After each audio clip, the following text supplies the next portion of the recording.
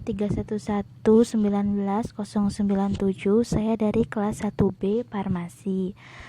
Dalam kesempatan ini saya akan menjelaskan tentang menjelaskan contoh kasus dari ranjangan faktorial. Di sini terdapat kasus seorang peneliti bermaksud melakukan percobaan faktorial tentang pengaruh pupuk kandang dan pengapuran terhadap ketersediaan fosfor menurut metode ekstraksi Bray 2 di tanah masam podzolik merah kuning bekas pada alang-alang yang ditanami kedelai. Nah, langsung saja. Umumnya optimum pada takaran 10 ton dan setara 1 kali ALDD. Atas dasar penelusuran ini, beliau mengajukan hipotesis pupuk kandang akan berpengaruh positif nyata terhadap ketersediaan P (H1 umum) dan akan optimum pada takaran 10 ton per H (H1 khusus). Yang kedua, kapur akan berpengaruh positif nyata terhadap ketersediaan P atau H1 umum dan akan optimum pada takaran setara 1 kali ALDD H1 khusus. Dan ketiga, pupuk kandang dan kapur akan berinteraksi secara nyata atau H1 umum dalam meningkatkan ketersediaan P dan akan optimum pada kombinasi perlakuan 10 ton per H dan setara 1 kali ALDD H khusus. Nah, perhatikan hipotesis H1 diajukan berdasarkan salah satu kemungkinan hasil uji EP yang kemudian dilanjutkan dengan salah satu kemungkinan hasil uji lanjutan. Yang kedua, hipotesis ini menunjukkan bahwa derajat kepentingan pengaruh utama A, pengaruh utama B, dan pengaruh interaksi AB dalam percobaan sama besar. Mari kita buktikan. Nah, untuk faktor pupuk kandang A ini ditandai dengan A, ada A0, A1, A2, dan A3. Nah, A0 itu tanpa pupuk kandang, A1 5 ton per H pupuk kandang, A2 10 ton per H pupuk kandang, A3 15 ton H pupuk kandang.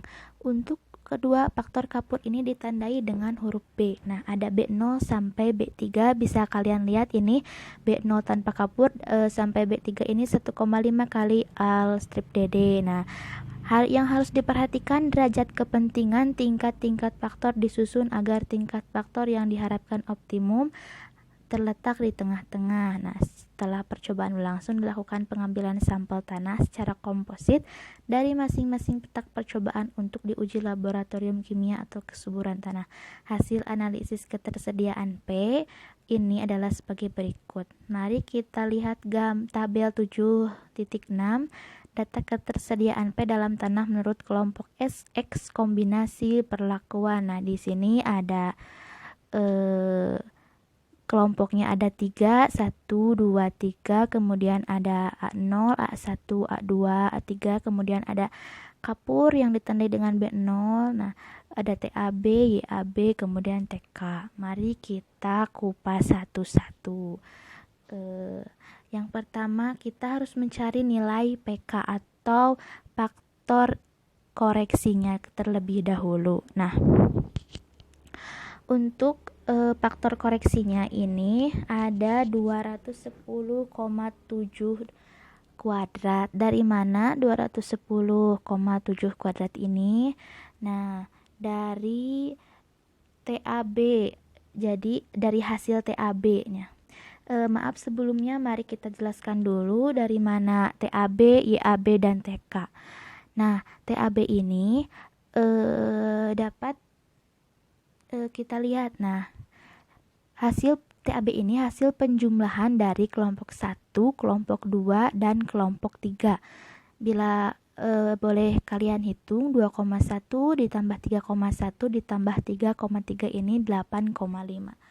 Nah, yang ini yang di atas. Kemudian seterusnya juga sama, tinggal ditambah-tambah.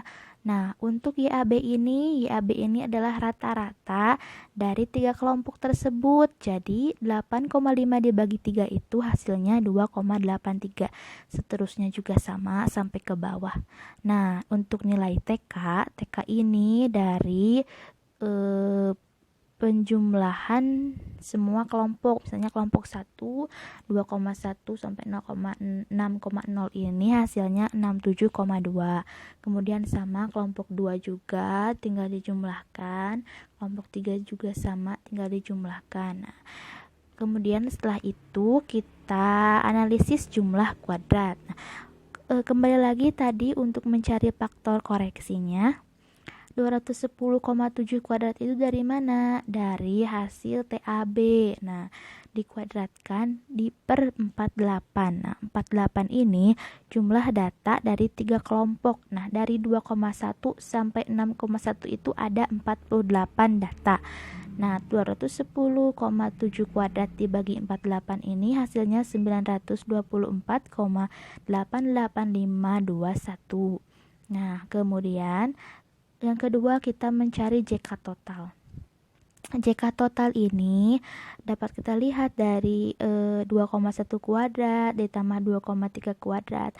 Nah, ini dari mana? Dari menjumlahkan kelompok-kelompok, menjumlahkan data dari 3 kelompok ini. 2,1 di kuadrat ditambah 2,3, tapi jangan lupa dikuadratkan, kemudian dikurangi faktor koreksi yang tadi yang 924,88521 hasilnya 141,115. Nah, setelah itu kita mencari JK kelompok. Nah, JK kelompok ini dari mana?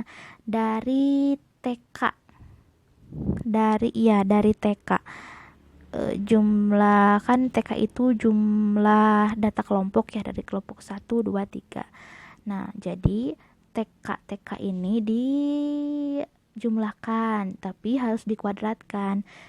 Bisa kita lihat dari jumlah TK ini ada 67,2 kuadrat ditambah 71,3 kuadrat. Nah, per 16 ini dari perlakuannya tuh dari A0 ada 4, A1 4, jadi 4 kali 4 itu ada 16.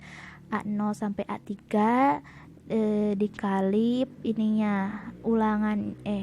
ulangannya dikurangi faktor koreksi hasilnya 0,888. Nah, kemudian nomor 4 kita mencari JK kombinasi AB.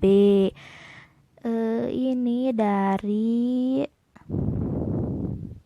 jumlah data TAB kuadrat. Jadi jumlah data TAB ini dikuadratkan dari mulai 8,5 kuadrat sampai ke 18,1 kuadrat dibagi 3. Nah, 3 ini dari mana? Dari banyaknya kelompok. Kemudian dikurangi faktor koreksi, hasilnya 331, maaf.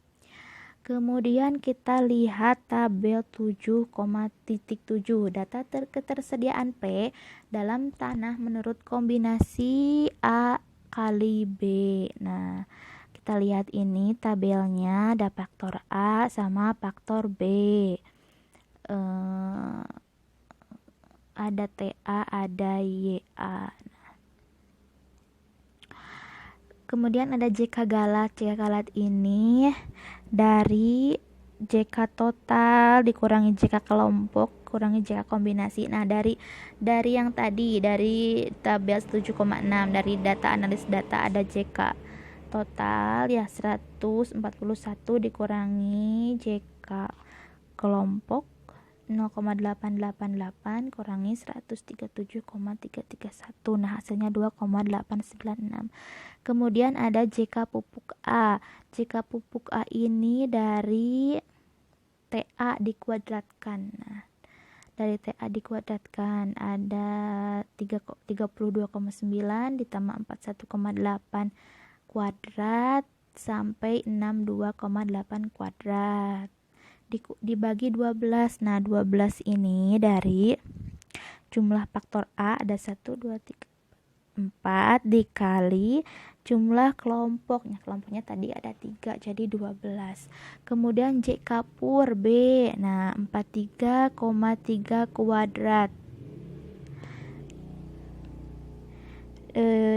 Dijumlahkan TB-nya, kemudian dikuadratkan. Jadi 43 itu jumlah TB yang tadi, yang di atasnya 43,3 kuadrat sampai 56,7 kuadrat dibagi 12. 12 juga tadi sama dari banyaknya A dikali banyaknya kelompok dikurangi faktor koreksi sama dengan 17,461. Ya, jika interaksi AB itu sama dengan jika kombinasi AB dikurangi JKA dikurangi JKB sama dengan 26,891. Nah, analisis sidik ragam dapat kita lihat dari tabel 7.8 hasil ansira pengaruh utama dan interaksi pupuk kandang dan kapur pertanian terhadap ketersediaan P dalam tanah. Nah, ada 5%. Di sini ada F hitung, ada F tabel. Dapat kita lihat dari sini. Nah, ada tabel 5% dan 1. Dapat kita lihat dari sini. Nah, ada keterangan. Ada bintang 2 itu sangat nyata. Nah, jika F hitung lebih besar dari F tabel. Kemudian ada bintang 1 nyata, yaitu F hitung lebih besar dari F tabel tetapi pada taraf uji 5%-nya saja. Nah, kita langsung aja ke kesimpulan hasil uji F. Semua faktor utama dan interaksi pupuk kandang dan kapur berpengaruh sangat nyata terhadap ketersediaan P tanah, sehingga semua H1 umum diterima pada taraf uji 5 dan 1%. Atas dasar kesimpulan ini dapat disarankan bahwa pupuk kandang dan kapur dapat diterapkan secara terpisah, salah satu atau secara bersama-sama. Yang kedua, pengaturan lokal kontrol menurut kelompok berpengaruh nyata terhadap peningkatan P. Berarti pengelompokan satuan percobaan ini berhasil memisahkan pengaruh keragaman dalam areal percobaan dari galat, sehingga ketelitian, keandalan, dan kebenaran percobaan meningkat. Kemudian ada dengan KK yang kecil menunjukkan percobaan mempunyai derajat ketelitian yang tinggi, sehingga uji kelanjutannya cukup dengan uji BNJ yang berderajat ketelitian rendah. Baik, penjelasan untuk contoh kasus ini dari saya dicukupkan sekian. Mohon maaf bila masih banyak kekurangan. Assalamualaikum warahmatullahi wabarakatuh.